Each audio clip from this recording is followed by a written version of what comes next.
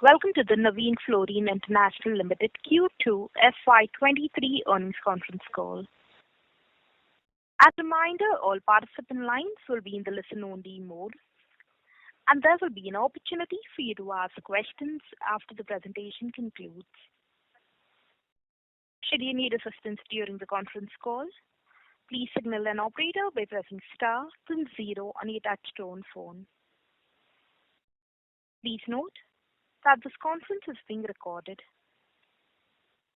I now hand the conference over to Ms. Rasika Sawant from Orient Capital. Thank you, and over to you, ma'am. Thank you, and welcome to the Q2 and H1 FY23 earnings conference call. Today on this call, we have Mr. Rajesh Welling, Managing Director of Navin Fluorine International Limited, along with senior management team. This conference call may contain forward-looking statements about the company which are based on beliefs, opinions, and expectations as of today. Actual results may differ materially. These statements are not the guarantees of future performance and involve risks and uncertainties that are difficult to predict. A detailed safe harbor statement is given on page number 2 of investor presentation of the company, which has been uploaded on the stock exchange and company's website as well. With this, I now hand over call to Mr. Rajesh Welling for his opening remarks. Over to you, sir. Hello. Good morning and a warm welcome to all the participants. On this call today, I am joined by Mr. Partharoy Chaudhary and our investor relations partner, Orient Capital. Partha joined Navin Fluorine as the CEO of our high performance products business. He has also been assisting me and the finance team in the interim as we interview candidates for the CFO position. I hope all of you got an opportunity to go through our financial results and investor presentation which have been uploaded on the stock exchange as well as the company's website. Before with my comments on the business performance, I would like to brief you on a few key developments at Navin Fluorine. It gives me pleasure to inform you that the commercial production at the plant set up to manufacture and supply new hydrofluoroolefins has started post successful supply of commercial trials to the customer. The customer has validated the product specifications for the requisite batch quantities on agreed parameters. This plant had up under our wholly owned subsidiary, Navin Fluorine Advanced Science Limited in Dahej, Gujarat. Also, 2 additional new plants in Dahej are scheduled to start in Q3 FY23. Commercial production in MPP will start in phased manner, while production in the dedicated for agrochemical customer will start in the month of December. Debottlenecking project for our CGMP3 plant in Devas is well underway and is scheduled to get completed as per plan. It gives us pleasure to inform you all that the Board of Directors has declared an interim dividend of rupees 5 per equity share of the face value of rupees 2 each for financial year 23 at the meeting held yesterday. Now I would like to discuss operating performance of each business unit. Our specialty business continues to deliver strong performance driven by reforms and partnerships. All 3 verticals, crop science, pharma and industrial, delivered good results. We achieved record quarterly revenue in this business unit for this quarter and reported revenue growth of 46% on YOY at rupees 177 crore for Q2 FY23. This business continues to see development of rich pipeline of differentiated business opportunities. As mentioned earlier, focused on commercialization of 2 new projects in H2 of FY23.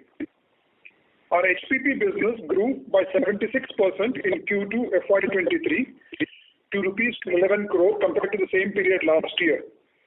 This also includes revenue from NFSL, which comes from the newly commissioned plant at Dahej for manufacture and supply of HFO, the new HFO molecule. Our legacy business also saw strong growth through combination of growth as well as price increases. International business contributed about 46%, whereas balance 54% is from our domestic operations.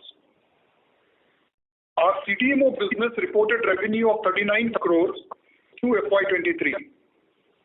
As I indicated earlier, our 2022, calendar year 2022 looked soft, which is also reflected in our Q2 performance. But overall, we remain quite confident of our growth CDMO business. Work on the business plan for CGMP4 is ongoing, and we expect to take this to the board towards end of the current financial year. This quarter, we successfully completed important plant audits of two large pharma innovators. Also, we received a relatively large purchase order of $16 million molecule for a late-stage clinical trial.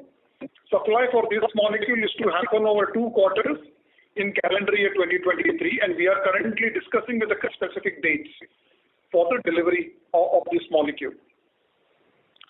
Now, I would like to share the highlights of our financial performance, following which we would be happy to respond to your queries. For H1 FY23, on a consolidated basis, the company has reported net revenue from the operations of 817 crore, against 665 crore in H1 FY23 with a growth of 23%. Operating EBITDA stood at 193 crore as against 1 crore in H1 FY22, up by 19%. Operating EBITDA margin stood at 23.6% as against 23% same period last year.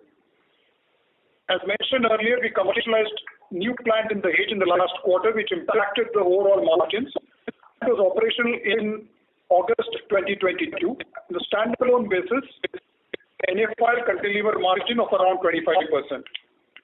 The operating PBT was up 16% and stood at 159 crore for H1 23 as against rupees 137 crore last year. Operating PBT margin was at 19.4% in FY23. Profit after tax stood at rupees 132.3 crore for H1 FY23, and that margin was at about 16.2%.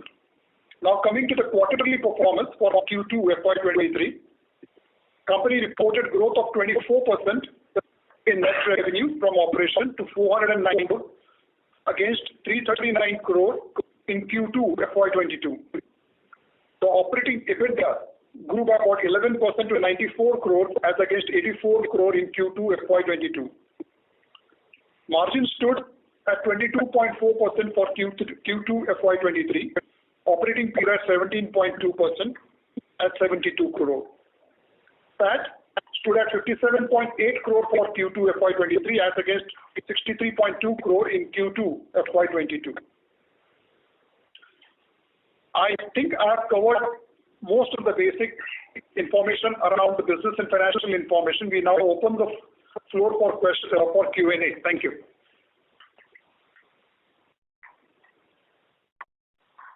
Thank you. Ladies and gentlemen, we will now begin with the question and answer session.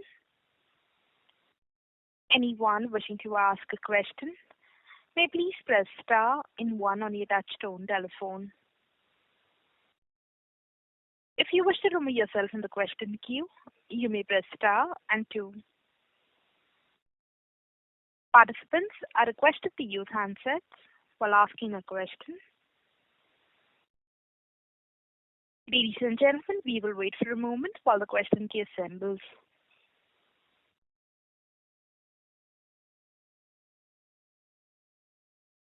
The first question is from the line of Sudarshan Padmanabhan from JM PMS. Please go ahead. Yeah, thank you for taking my question. So my first, I have 3 questions. My first question is on the HFO, supplies to Honeywell. If I, look at the standalone minus console, we are looking at around 30 to 35 crores. I understand that you, earlier said that the ramp up would be slow. But if you can give some color on, how one should expect the ramp up to happen, say, over the next 4 to 6 quarters. That is one. The second question is on the CDMO side. I mean, while I agree or understand that this is, a little bit lumpy in the nature, and we have a fair amount of tailwinds, that is there in terms of, interest as well as execution. Is there any kind of a shipment delay that would have, resulted in non-booking anything or certain contracts in this quarter and it should be basically bunched up in the third quarter? Or how should one look at, say, the next 3 to 4 quarters in terms of the build-up? And finally, on the cost side, I mean, the other cost seems to be on the higher side. Just to understand whether largely the other cost reflects the, upfront, cost on the new capacities, or is there any one-off sense? Thank you, sir.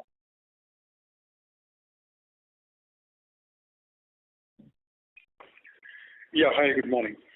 So on HFO, we are actually seeing relatively strong demand from the market.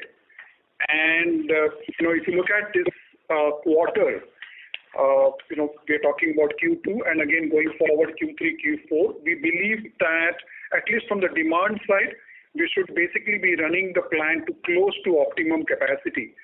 One of the challenges that we faced last month was in availability of one of the critical raw materials for which one of our suppliers is actually a new plant, and that project had got significantly delayed. That plant was supposed to be ready by December of last year. It just got ready. So because of which we actually didn't get all the raw material that we actually need to manufacture. So from the demand side, the demand continues to remain pretty strong. Again, from the manufacturing side, we believe that we are in a position to ramp up to almost close to full capacity. And from the quality side also, we have actually been able to get the product right the first time. We expect that by from December onwards, we should be able to get all the raw material that we require, and hence we should be able to actually ramp up the production to close to full capacity fairly quickly from end of this quarter onwards. Because of our inability to actually run the plant to the full capacity, we actually had 2 or 3 issues. One, our cost, our ability to absorb the fixed cost was impaired in this particular quarter. Second is our utility was relatively high because we had to actually operate the plant at suboptimal level. And as I mentioned to you, because this supplier was not able to actually supply the molecule as per the agreement, we actually had to go out in the spot market and buy the raw material at a significantly higher cost. Because of these 3 factors, we actually saw a significant impact on our operating margin in NFSL, which is basically for this particular molecule, which is what dragged the overall operating margin for the company down. So that is on the HFO. On the CDMO, it's primarily, again, bunching up of a lot of these orders. We see no issue on the execution side. Our execution, our demand fulfillment piece continues to remain very strong. We expect that in Q3, we should be able to do around $12 million of invoicing. And Q4, as it is seen right now, we expect to be very strong. And as I had indicated earlier, calendar year 2022 looked soft when we actually did the budgeting for this year, but calendar year 2023 onwards looked pretty strong. We continue to see the same effect, because of which our Q1 and Q2 were relatively soft. Q3 we will be back to our $10 million plus run. Q4 onwards, which is when we move into the calendar year 23, we're expecting a significant growth to this baseline number, which is also giving us confidence to continue to work on this large CGMP4 business plan, which we hope to take to the board by end of this financial year or beginning of the next financial year.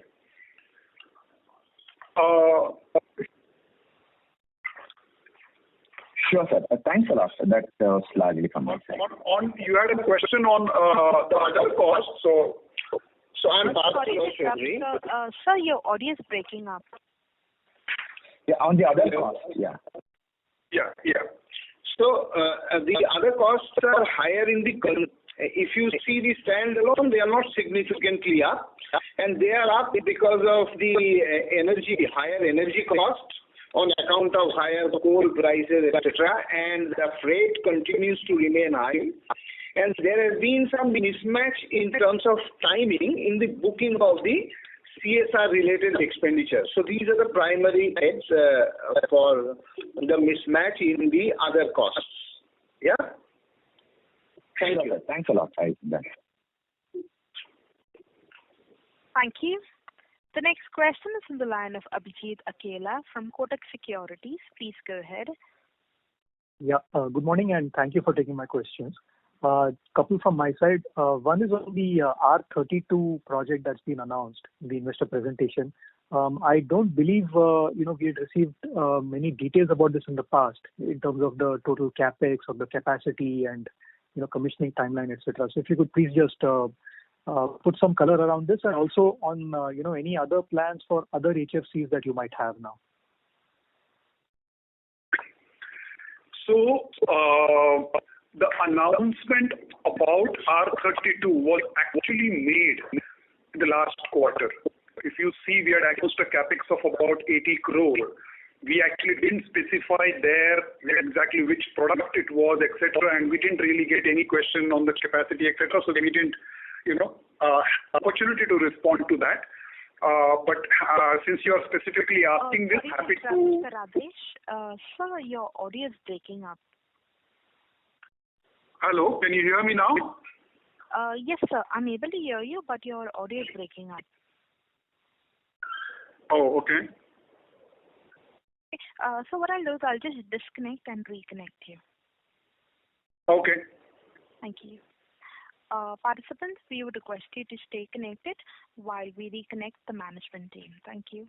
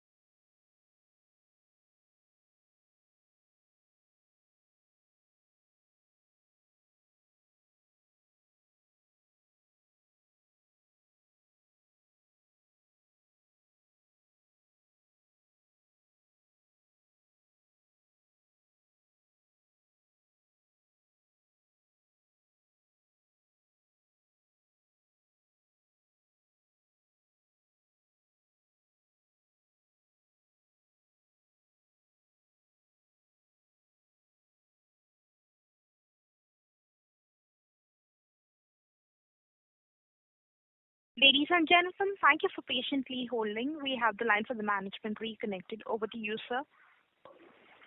Yeah, hi. Are you able to hear me properly now? Yes, sir. We are able to hear you. Please proceed. Yeah. Okay. So first of all, I'm really sorry for this issue. The question was around R32. As I know, this is a 80 crore capex, which was announced in the last quarterly call. So what we had done was initially we actually started working on this particular piece where we convert one of our existing lines of R22 to R32. But when we did the detailed work, we realized that we can actually set up one line for R32 without impacting our existing capacity of R22. in terms of the specific capacity and the actual impact on the revenue, I'll let Partha, who's the CEO of that business, respond. So good morning, Abhijit. So we are essentially looking at a revenue of about 7 odd crores plus minus, which we expect to ramp up in calendar 24. So as of now, that's the timeline which we are running. I think we have enough confidence that we should be able to adhere to this timeline. There will be some production and sales in calendar 23, and the full ramp up is going to be in 24. Calendar year. Calendar. Yeah. Sorry, Partha sir, I just lost some number you said. You said 70 odd crore revenue, is it, from this? No, 200 crores. Oh, 200 crores. Okay. Yeah, sorry, some audio issue there. And the capacity, if you could please just specify.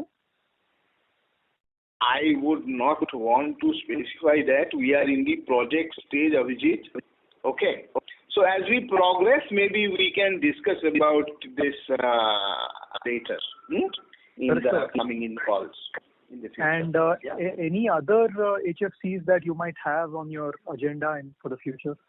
Yeah. So while this is already done and the plant is going to be ready for production from April 23, we are already looking at some other opportunities as well as opportunity to further expand capacity of R32. And once we are ready, we'll take it to the board for approval and also make the requisites.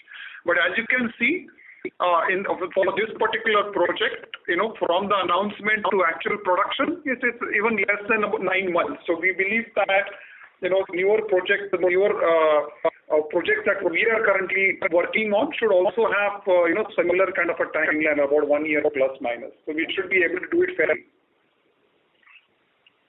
Okay, great. Thank you. I appreciate that. And just one last thing from my side, if you'll permit, just regarding the ESOP announcement that was made yesterday. This 1,55,000 ESOPs being announced to senior management. If you could, please just share some details around who all are, eligible for this to participate in this ESOP plan, and also just on the accounting side of this, will this be routed as an expense through the employee cost line, or how will this be treated in the financials? Thanks a lot. Yeah. So the second thing first, Abhijit, it is going to follow the classical accounting methodologies which everybody else follows. It will be charged to the P&L, but I would like to remind you that this is actually not a cash, number one. Number two, it has a tax break. Number three, eventually this charge goes and resides in the net worth of the company. I am sure you are aware of this. How the mechanism will be.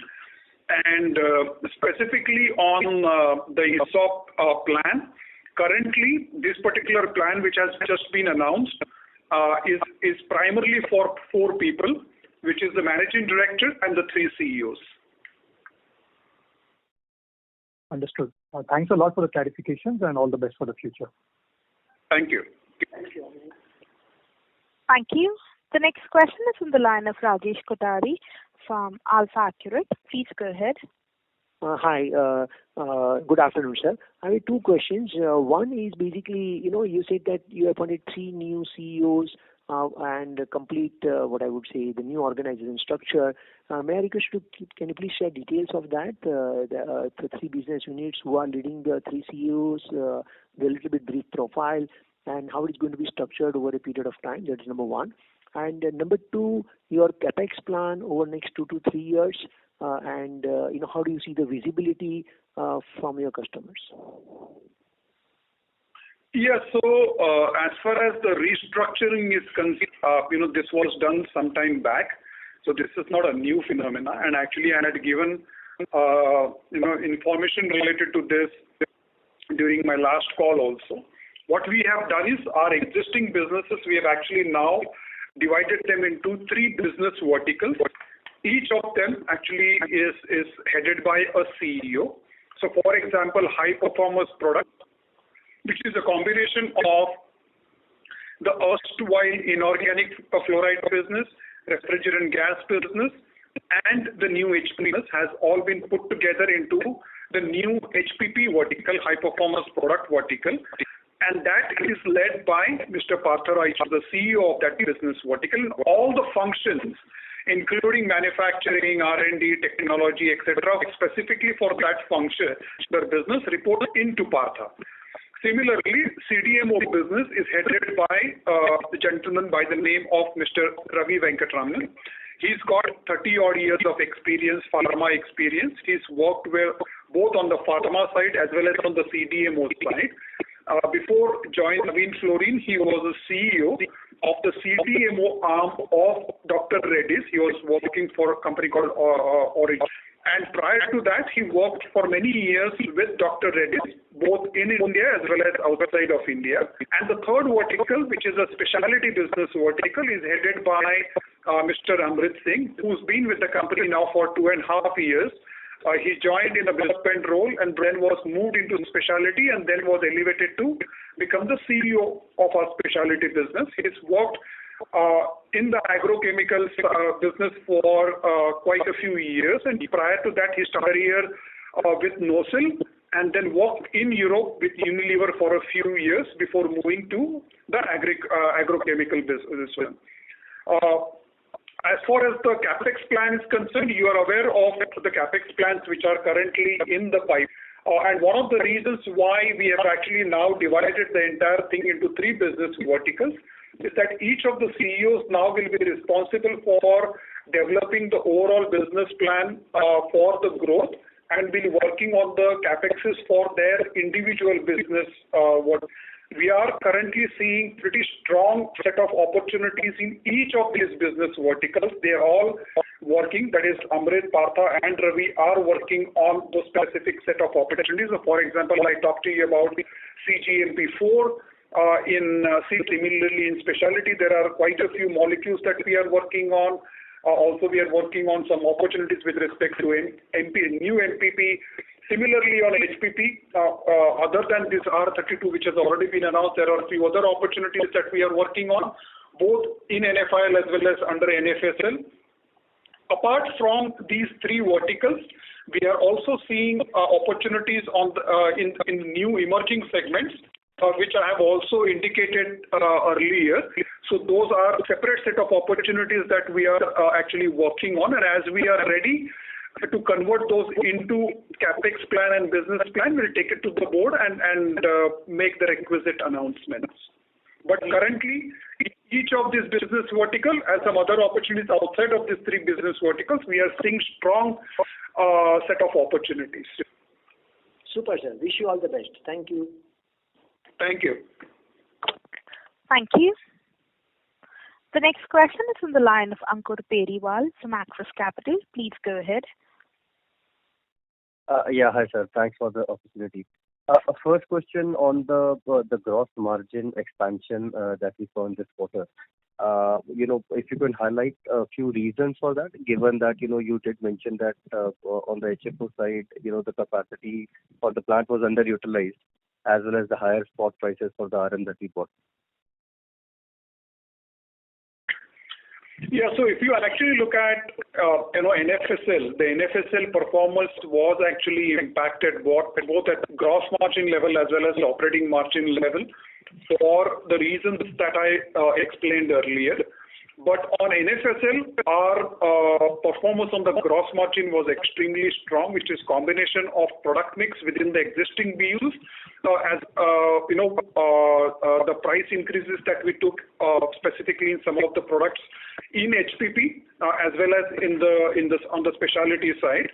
Of course, at the operating margin level, we are still at around 25%. That is primarily because some of our fixed costs, like employee cost, etc., can increase, which is primarily the investment that we are actually making in some of these growth-related opportunities that we are seeing across the business. Sure. So would be fair to say that once we achieve ramp up in the HFO part, which is let's say maybe Q3 or Q4 onwards, there could be further sort of tailwind to the margin expansion overall? We believe, and which will basically get reflected in your NFSL numbers. You are absolutely right. From onwards, we should actually see significant improvement on the gross margin side. Sure, sir. A second question on the CDMO side. You did allude towards, the invoicing, the revenue invoicing starting Q3. Just wanted to understand, any commentary from the global clients, especially the European ones, from a demand outlook perspective. Yeah. So the overall demand continues to remain very strong. And what had happened earlier was that almost for a period of 2 years, a lot of large pharma companies were either focusing on a lot of COVID-related opportunities, or were not able to move as fast as they wanted on their trials, clinical trials, etc., because of the lockdowns, etc. And also a lot of these newer pharma innovators were actually not able to come to our plant to audit the plant.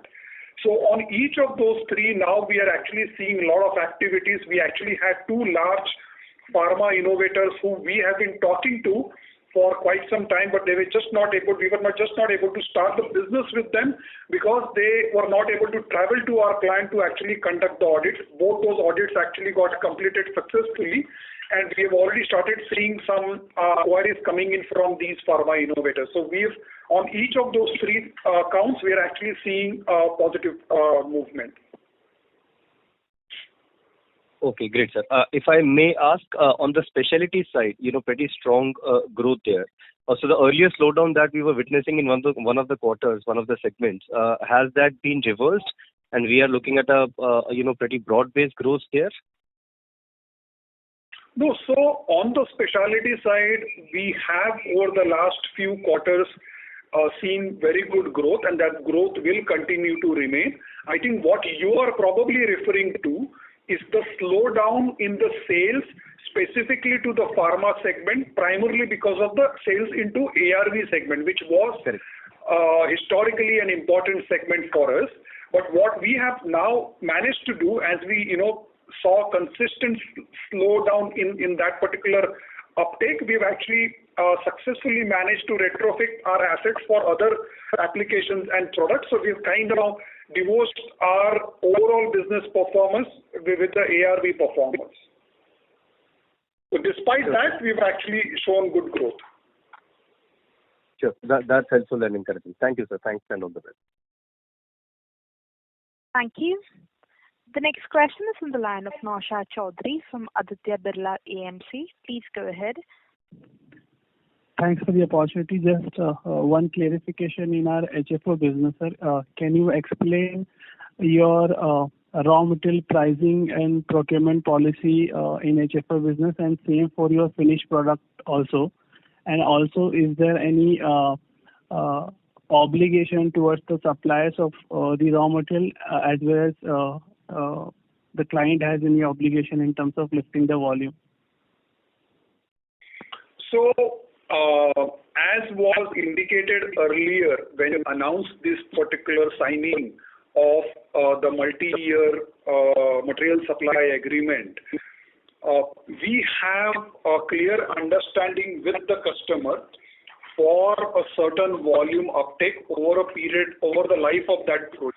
This, which also talks about a certain minimum uptake on an annualized basis. Currently, from the demand side, we actually believe that their actual uptake will be significantly more than that minimum uptake that they have guaranteed through that agreement. And what we have done is that, in line with the material supply agreement that we have with our customer, we have actually signed similar agreement for the critical raw materials with our supplier. One of the most important raw material for this is HF, which is basically manufactured by us. For other raw materials, there is a back-to-back supply agreement, which is basically reflects a lot of terms and conditions which we have with our customers. In terms of price revision for the raw material which we are outsourcing versus the finished product also, how often we can change the price? Is there any fixed price or fixed formula which is helping us in terms of mitigating the volatility if there is in the raw material? Yeah. So, see, if you look at HF, this is an agreement that we did. We finalized the terms and conditions with our customer in 2019. As we know, it was very different in 2019 than what it is today. The basis of the agreement was the pass-through. And we had actually discussed that once a year, that is, in the month of September, we will actually finalize the formula for the following year. Because for HF, it's an annualized outlook that we get because, our raw material for HF also locked in an annual contract. Similarly, for the other raw material, what we had seen earlier was that the price remains more or less stable across the years, not just in that particular year, but across the years. But of course, the world has now changed significantly. So now what we are actually discussing with the customer is the possibility of doing a quarterly revision or a 6-monthly revision. But the relationship that we have with the customer actually enables us to be very flexible on this particular point. And in the past, so the agreement basically talked about a fixed price for year 1, which is basically year 2022. Because of the significant increase in the raw material price, etc., we went back to the customer and talked about this increase in this, and the customer has been very, very supportive in the spirit of partnership. So what we have seen is that the customer is, pretty flexible, and we will finalize a mechanism closer to finalizing volume and the pricing for the next year, which we believe should happen in the month of November. It was supposed to happen in the month of September, but we have requested the customer that let us move the discussion to the month of November, because that is when we will have better clarity on all the raw material for the calendar year 2023.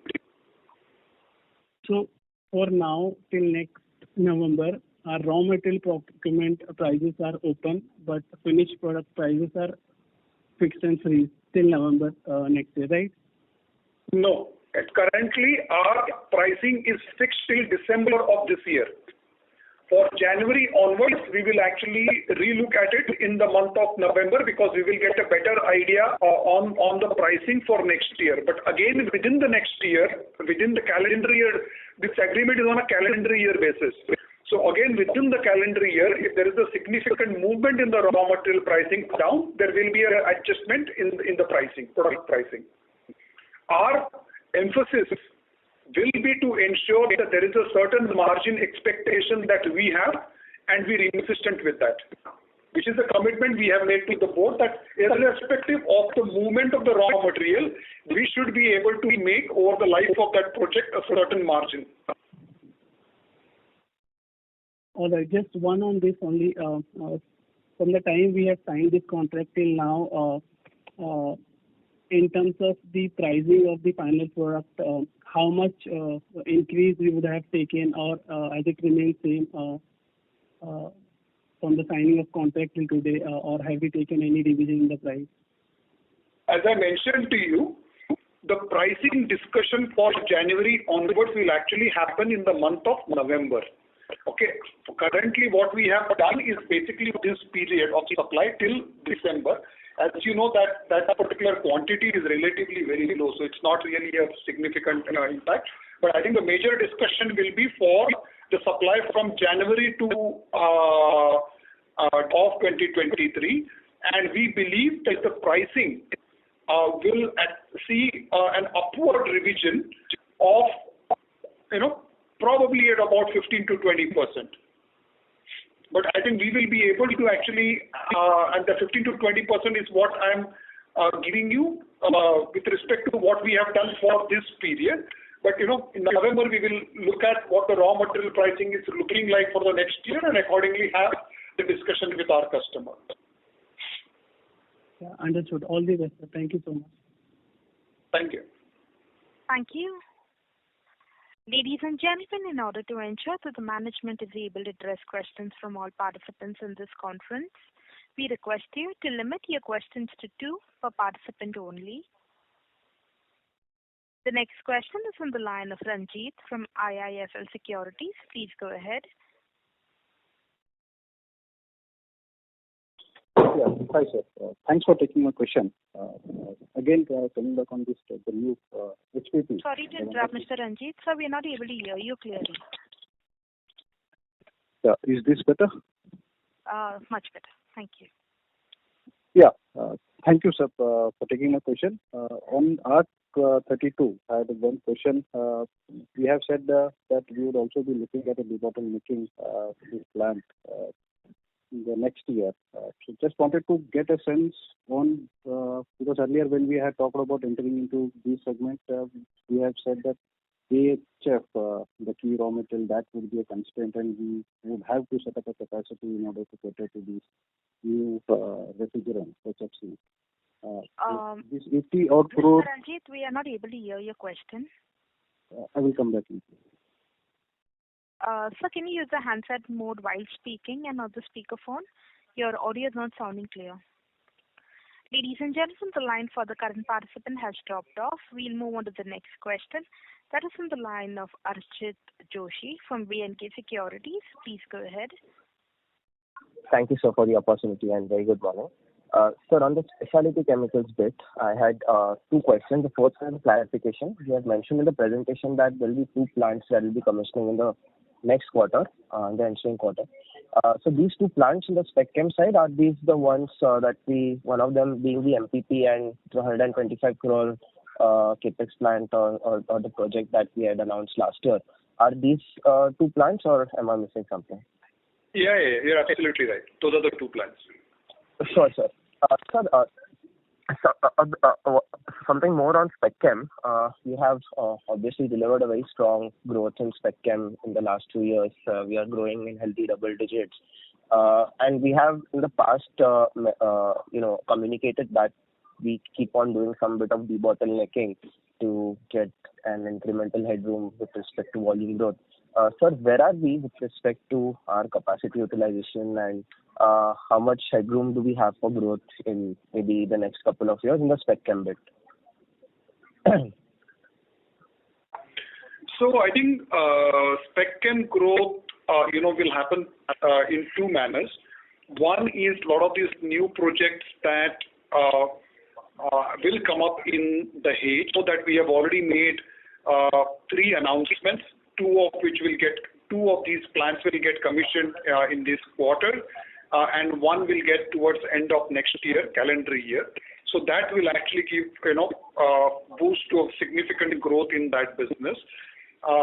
In Surat, which is under NFIL, we continue to do debottlenecking to get additional capacity, as well as we continue to look at the product mix so that we actually move up the value curve. So that's an ongoing exercise. So I mean, if you look at what we have done in this business, 4 or 5 years back, the commentary was that we don't have much capacity headroom in Surat quality.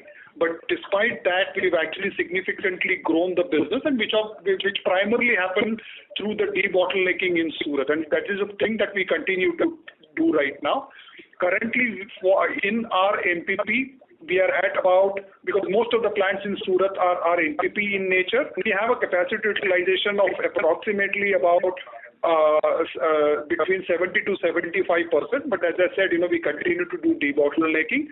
And there is one dedicated plant which we have for a product for industrial segment. There, again, the capacity utilization is about 70%. Understood, sir. Thanks for the clarification. Just one bit on the financials. So we have seen a reasonable increase in our consolidated long-term and short-term debt. We've added almost 480 to 90 odd crores of debt. I just want to understand, when all the capexes are into place and we see gross block addition, how will the capital structure look like? That's it from my side. Thank you. Yeah, so obviously it will be high, and therefore, but if you really look at the consolidated numbers, the debt equity, while the full capex is done in the current tranche, the debt equity should be of the order of 0.5, 0.6, not beyond that. Yeah? Understood, sir. Thank you. Wishing you a happy Diwali. Thank you. Thank you. The next question is on the line of Ranjit from IIFL Securities. Please go ahead. Yeah, hi sir. Hope the line is better now. Yes, it is.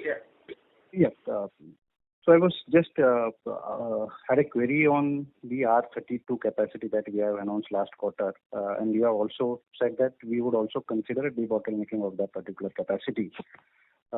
We were always under the impression that Surat is running a bit tight, and to that extent, availability of HF would be a issue at the Surat plant. So now we have gone into these HFCs. So I just wanted to get a clarity whether we also be debottlenecking the HF capacity at Surat. So,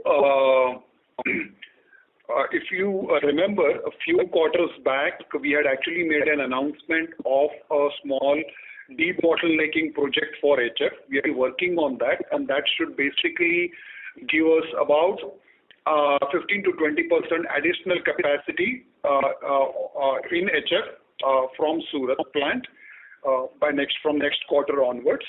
Also, we are currently working on a completely separate for a large HF plant to be set up in the H. We believe that in this financial year we should be able to take it to the board and get an approval for that, which will give us a significantly large new capacity of HF. That's helpful. So that should again pave way for. Which will basically support not only our projects, but all the other projects that we currently have in the pipeline, which we haven't yet taken to the board or announced that, because a lot of projects that we currently have in the pipeline all require HF, because of which we've actually decided to, look at a fresh 32,000 metric ton new capacity in the H, and before end of next current financial year, we are planning to take it to the board. Cool, sir. That's helpful. And second bit on the other raw materials for this. So we understand MDC is also one of the key raw materials. How do you see the supply and the prices panning out in the near future and also probably over the next 2 to 3 years? Sorry, are you specifically talking about HFO? MDC. Oh, you're talking about MDC for R32. Yeah, so currently, as you know, MDC is actually started going soft now because, there are a lot of new chloromethane plants are coming up, will continue to come up. While that is the case, we are also looking at separately because, as I said to you, we have actually some other ref gas opportunities, including additional capacity of R32, etc. So separately, we are also looking at a chloromethane investment. But overall, for what we have done is, the way we have actually run the scenarios for our R32, we've actually looked at, we're keeping an assumption that the current high price for MDC will continue for the next at least period of 2 to 3 years. Thank you. And the last question, it will further benefit our project economics. Yeah. And the last one would be the R32 would be largely for domestic, or we are also looking at exports? Thank you. Ranjit and Partha, it will have the similar behavior as all the other refrigerant gases. So we are not really focused on any one particular market. Cool, sir. Thank you. Thank you very much. Thank you. The next question is from the line of Isha Agarwal from VT Capital. Please go ahead. Thanks for the opportunity. So, my question... Ms. Agarwal, your audio is breaking up. Yeah, can you hear me now? Yeah. So, my question was regarding CRAMS. So, basically, I wanted to understand, in CRAMS, what are we more focused on? Phase 1, Phase 2 or Phase 3 or the commercialized molecule? If you can help me with the percentage mix, it would be really helpful. If you look at the CDMO business, the way it operates is most of the client engagement typically start at preclinical stage. then they continue as the molecule progresses. So the possibility of our directly getting a commercial molecule or a late stage molecule are relatively slim. But as it typically starts at a preclinical or a phase 1 level, and then the relationship continues. So for example, the $16 million PO that I talked to you about, that relationship started a few years back when it was phase 1. And as the molecule grows, our business with the customers grow. Okay. So, is it possible you can help me that presently the mix of the molecules that are into? So, at what levels are these molecules are into? Like, if you can have some percentage. No, so we don't actually give out the exact percentages, etc., because that's just too much of information. But typically, our focus, and again, quarter on quarter or year, it could be different. But our focus is to ensure that we have a balance between the early stage and the late stage. So we typically tend to keep that portfolio at about 50-50. So 50% phase 1, phase 2, 50% let's say phase 3 and commercial. That would be ideal for us, and that is constant focus to ensure that remains that way. Okay. So my next question. Sorry to interrupt, Ms. Agarwal. May we request that you return to the question queue so the participants will get their turn. Okay. Thank you so much. Thank you. Ladies and gentlemen, in order to ensure that the management is able to address questions from all participants in this conference, we request you to limit your questions to one per participant only. The next question is from the line of Sanjesh Jain from ICICI Securities. Please go ahead. Yeah, good morning, sir. Thanks for taking my question. I got two. Apologies, more than one. One on the ramp up of CRAMS. Now we guided that it will be 12 million next quarter, and probably we were guiding 10. I think debottlenecking is helping us to increase. So is it fair to assume that next year we will do 12 into 4, 48 million, and another 16 million that the contract we have got? So will it be fair to assume that next year CRAMS can achieve the 65 million kind of a run rate? No, it will be difficult for us to give a specific guidance on this. We typically don't do that in any of our business. But I think it's fair to assume that the overall trajectory will continue to be up. Fair, sir. Second, on the HFC side, we talked about a 200 crores revenue from the R32. Can you help us understand? This is based on the current realization, I think so. That's how. Sorry, I'm Partha Ashwati. This is based on our view on the realization. Sorry, I missed you, sir. I am saying that this is based on our view on the realization, and you must also be mindful of the fact that we are saying we'll come in 20 calendar year and 24 calendar year. Yeah? Okay. So the view is it will be better than the CMP or will it be lower? I know it's too much of information, but just to get an idea. Yeah, but we can't discuss the view on this forum, no? Fine, sir. Just one last question on the annual report. Sorry to interrupt, Mr. Jain. Sir, may you request that you return to the question? Okay. Thank you, sir. Thank you for all the answers. Thank you. The next question is from the line of Rohan Gupta from Edelweiss. Please go ahead. Hi, sir. Good morning, and thanks for the opportunity. Just one question. Some clarifications and investment opportunity which you see in ref gases. It sounds that you are pretty optimistic about the future of the ref gases and the way in R32 you are investing. What kind of investment you see that this business can require for next 2 years from your side?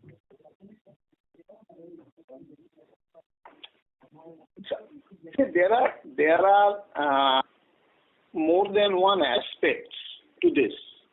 If we have to invest in purely the product, the investments are going to be of a certain dimension.